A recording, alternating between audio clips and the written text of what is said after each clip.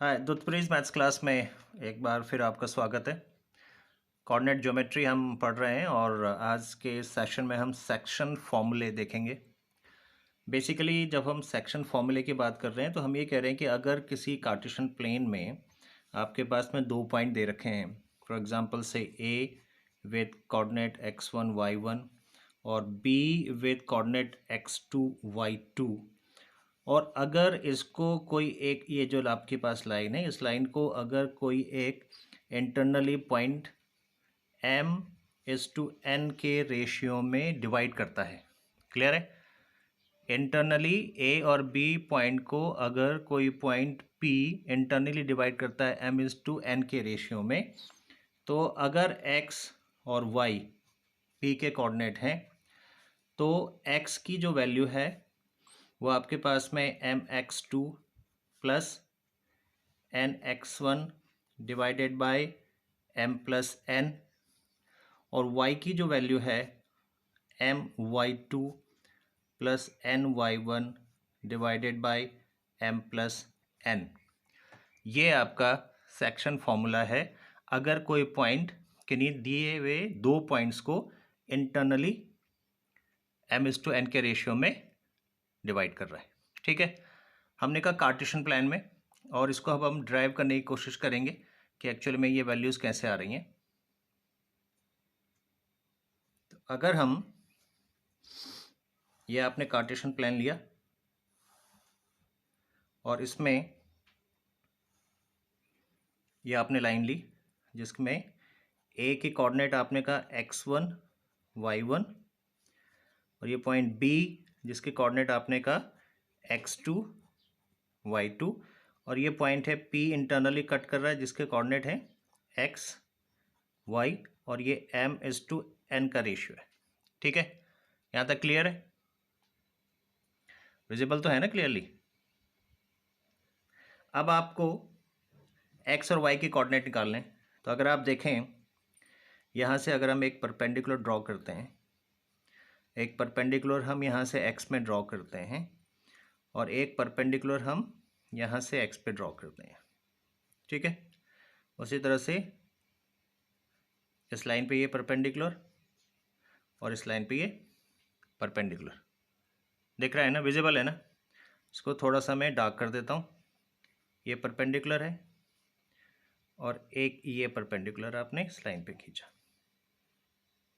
ठीक है, x1 y1 ए के कोऑर्डिनेट है, x2 y2 बी के कोऑर्डिनेट है, और p एक पॉइंट है x एंड y जिसके कोऑर्डिनेट है, और ये m/n के रेशियो में इसको डिवाइड करता है। x और y के आपको निकालने हैं कोऑर्डिनेट क्या होंगे x और y की जो वैल्यूज़ है। अब आप देखें, अगर मैं यहाँ पे देखूँ तो ये जो हमने डिस्टेंस ली है ये x1 है, x कोऑर्डिनेट, और ये जो डिस्टेंस ली है हमने x, और ये जो डिस्टेंस है वो x2। ये तो कोऑर्डिनेट आ रहे हैं आपके पास में, a का x1, p का x और b का x2। तो अगर मैं केवल इस कोऑर्डिनेट की बात करूं यहाँ से और यहाँ तक की, या फिर मैं इस कोऑर्डिनेट की बात करूं, इनको नंबर दे देते हैं। ये ऑलरेडी हमने a b दिया है, इसको c दे देते हैं, इसको d दे देते हैं, इसको e दे देते हैं। तो c और d की वैल्यू कितनी आएगी आपके पास में? यहाँ तक के हैं x, यहाँ तक की है x1, तो ये जो पॉइंट आएगा ये आ जाएगा आपके पास में x माइनस x1। क्लियर है? क्योंकि आपके पास में p वैल्यू तक x है, a तक x1 है, तो सी डी आपके पास में x माइनस x1। उसी तरह से p और e आप देखेंगे कि ये वैल्यू यहाँ तक x2 है और यहाँ तक x है, तो ये वाली वैल्यू हो गई x2 माइनस x, जो वैल्यू p e के बराबर है। क्लियर? उसी तरह से अगर आप देखेंगे तो इस जो ये कोऑर्डिनेट है ये कितना है y1, और ये कोऑर्डिनेट कितना है यहाँ से लेके यहाँ तक y, तो ये वाला जो पार्ट है कितना है y माइनस y1। तो अगर मैं इसको अलग से लिख लेता हूँ, ये p है d है, तो आपके पास में p d की वैल्यू कितनी आ रही है? ये y है, ये y1 है, तो y माइनस y1। उसी तरह से बी ई की वैल्यू कितनी आएगी, बी से लेकर के यहाँ तक की डिस्टेंस कितनी है y2, और ए से लेकर के यहाँ तक की डिस्टेंस यानी कि पी से लेकर के यहाँ तक की डिस्टेंस कितनी है y, तो ये बी ई आ जाएगी y2 माइनस y। क्लियर, ये चारों चीज़ें आपको समझ में आ गई। अब आप देखेंगे कि ये जो ट्रायंगल बना हमारा और ये जो ट्रायंगल बना हमारा, ये 90 डिग्री का एंगल है, ठीक है। और ये आपने पढ़ा होगा 9th क्लास में शायद कि अगर दो पैरेलल लाइन है, उनको अगर एक लाइन कट करती है तो ये क्या कहलाती है, ट्रांसवर्सल लाइन। और ट्रांसवर्सल लाइन में ये जो एंगल है कॉरस्पॉन्डिंग एंगल कहलाते हैं, और ये क्या होते हैं, इक्वल। तो यहाँ पे आप देखें ये दो पैरेलल लाइन है, ये लाइन ट्रांसवर्सल लाइन है, तो ये एंगल और ये एंगल क्या है, कॉरस्पॉन्डिंग एंगल इक्वल होंगे। ये 90 डिग्री इक्वल, ये कॉरस्पॉन्डिंग एंगल है ट्रांसवर्सल के, ये भी इक्वल, तो ये थर्ड एंगल है ऑटोमेटिकली इक्वल। तो आपके पास में ए सिमिलैरिटी आ गई, ठीक है। ट्राइंगल की सिमिलैरिटी आपने पढ़ी होगी, तो ये ट्रिपल ए सिमिलैरिटी आ गई। इसका मतलब हमारे पास में ये जो दो एंगल हैं, ये जो दो ट्राइंगल है, ये सिमिलर है। और सिमिलैरिटी की जो प्रॉपर्टी है उसमें जो कॉरस्पॉन्डिंग आपके पास में अगर एंगल इक्वल है तो कॉरस्पॉन्डिंग जो साइड्स होती हैं वो प्रोपोर्शन में होती हैं। तो इसका मतलब ये हो गया आपके पास में सी पी यानी कि M divided by P B यानी कि एन इक्वल टू हो जाएगा सी डी यानी कि X minus X one divided by P E कितना है X two minus X equal to ये डिस्टेंस कितनी है, ये हमने कहा था y माइनस वाई वन, और ये डिस्टेंस कितनी निकाली थी हमने y2 माइनस वाई। ठीक है, इसमें तो कोई कन्फ्यूज़न नहीं होना चाहिए। हालांकि यहाँ पे आप देखेंगे एक चीज़ को करते समय हमें जो बेसिक है वो सब आने चाहिए। आपको मालूम होना चाहिए ट्रांसवर्सल क्या होता है, उसके कॉरस्पॉन्डिंग एंगल इक्वल होंगे या नहीं होंगे, सिमिलैरिटी क्या होती है ट्राइंगल की। अगर आपके पास ये जानकारी नहीं है तो फिर आप इस कंक्लूजन पे आते ही नहीं।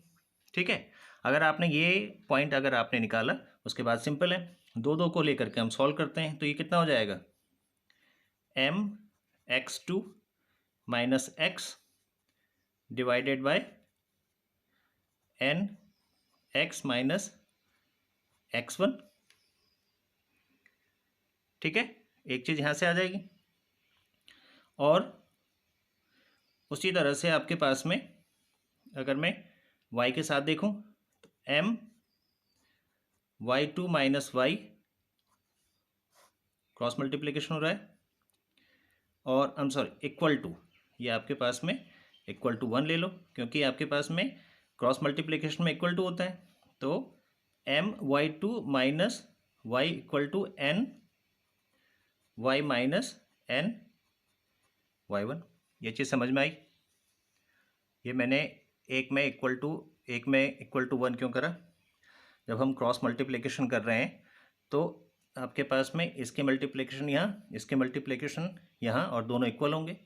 तो अगर मैंने नीचे लिखा तो इक्वल टू 1 कर दिया। अब आप ये इक्वेशन 1 है, ये इक्वेशन 2 है। समझ में आया इस चीज़ को, ये और ये दोनों सेम चीज़ है, इक्वल टू 1 कर दिया मैंने, क्रॉस मल्टीप्लिकेशन कर रहे हैं।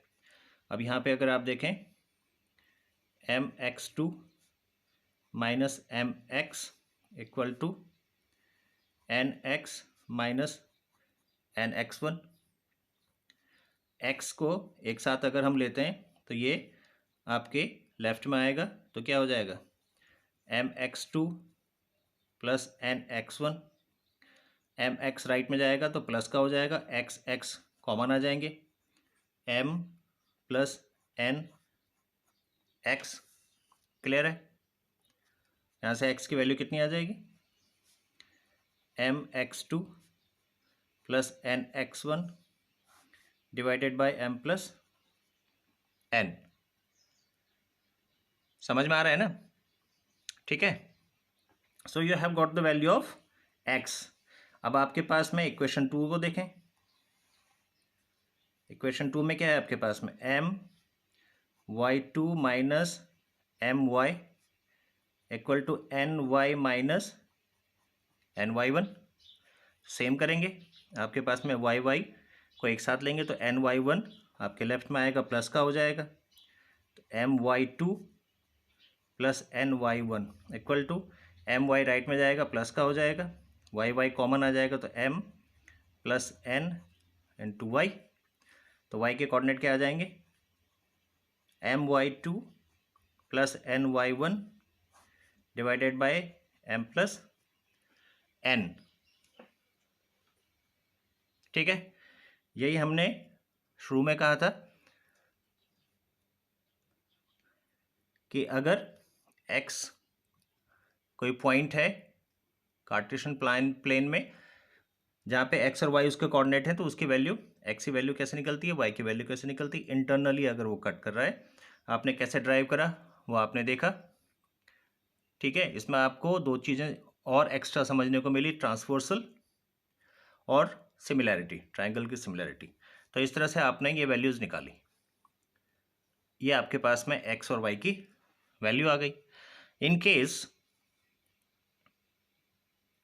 आप इसको नोट के रूप में देखिए, इंपॉर्टेंट है। इन केस अगर वो इसको, जैसे हमने कहा था a है और b है, p इसको m/n में डिवाइड करता है, तो x और y के ये कोऑर्डिनेट आए। लेकिन अगर ये m/n में ना करके मिड टर्म पे करे, मिड पॉइंट मैं इसको कह देता हूँ, मिड पॉइंट पे अगर ये कट करता है कार्टेशियन प्लेन में, p अगर मिड पॉइंट पे कट करता है तो m equal to n equal to 1। ठीक है ना, मिड पॉइंट पे हो रहा मतलब m की वैल्यू और n की वैल्यू बराबर हो गई। तो जो रेशियो बन रहा है m/n का, जो आपके पास में रेशियो बनेगा m/1 का 1, मैं इसको रादर इसको ऐसे लिखूँ, m/n का रेशियो 1 बन गया, क्योंकि m और n इक्वल आ गए, तो 1 1 लेके चल सकते हैं। तो इस कंडीशन में x की वैल्यू आपकी आ जाती है x2 plus x1/2। Sorry visible नहीं है, बता दिया करो बीच बीच में, जस्ट गिव मोमेंट। ठीक है, और y की वैल्यू क्या आ जाएगी आपके पास में, y2 plus y1 divided by m plus n। I am sorry, m plus n तो कितना हो गया, 1 1 हो गया, तो ये 2 हो गया। तो आप इसको और फर्दर में डिफाइन करूँ तो y2 plus y1 divided by 2। तो हमने इसको कहा 1 1 पे ये डिवाइड करते हैं, यानी कि m इक्वल टू n आ रहा है आपके पास में। ठीक है, अब आप ये क्वेश्चन जरूर कहोगे कि m इक्वल टू n आपने कहा, तो जरूरी नहीं है कि 1 1 होगा, उसकी वैल्यू डिफरेंट भी हो सकती है। आपने कहा इसको 1 1 पे डिवाइड नहीं करता, बल्कि 2 2 पे डिवाइड करता है या 3 3 पे डिवाइड करता है। तो मैंने कहा m equal to 1, m divided by n equal to 1। अगर आप ये कहते हैं कि आप ये 2 2 पे डिवाइड कर रहा, 3 3 पे डिवाइड कर रहा, 4 4 पे डिवाइड कर रहा, फिर भी क्या ये होगा, चेक कर लेते हैं। आपने सिर्फ ये कहा m equal to n, variable हो गया, m और n की वैल्यू सेम होगी, लेकिन क्या होगी मालूम नहीं। तो उस कंडीशन में क्या यही होंगे, चेक कर लेते हैं। x की वैल्यू कितनी है आपके पास में, मैथमेटिक्स है ना, तो चेक करना चाहिए, वेरीफाई करना चाहिए डिटेल्स को। तो वेरीफाई कर लेते हैं।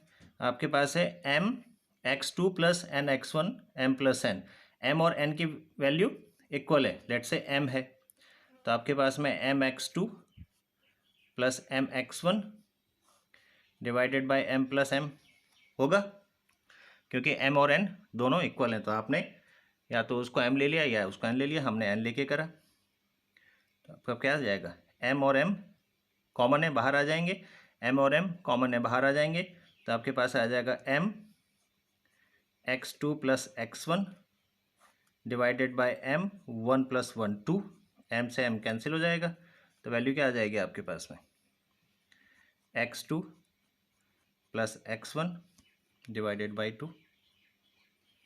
ठीक है, तो अगर m इक्वल टू n हो रहा है और 1 1 नहीं है, 2 2 है, 3 3 है, 4 4 है, कोई भी वेरिएबल हो, तो उससे फ़र्क नहीं पड़ेगा। जो कोऑर्डिनेट आएंगे x के यही आएंगे और y के यही आएंगे। y आप अपना भी ड्राइव कर सकते हैं m इक्वल टू अगर n रखेंगे। तो इस तरह से आप सेक्शन फॉर्मूला इंटरनल अगर कट कर रहा है उसके लिए यूज़ करते हैं। एक्सटर्नल के लिए हम इसको नेक्स्ट वीडियो में देखेंगे। एक बार आप इंटरनल हमने देखा, एक्सटर्नल नेक्स्ट वीडियो में, और इसको एक बार आप दोबारा से गो थ्रू कीजिएगा क्योंकि ये काफ़ी यूज़ होगा जब आप क्वेश्चंस को करेंगे। ठीक है, तो इस तरह से आप इस पर काम कीजिएगा। और जब भी आप इंटरनल पे निकाला, एक्सटर्नल पे भी हम निकालेंगे, ये आपको जरूर मालूम होना चाहिए। सिमिलैरिटी क्या होती है ट्रायंगल की, ट्रांसवर्सल लाइन के साथ में जो करस्पॉन्डिंग एंगल्स बनते हैं वो कैसे हम देखते हैं कि इक्वल है।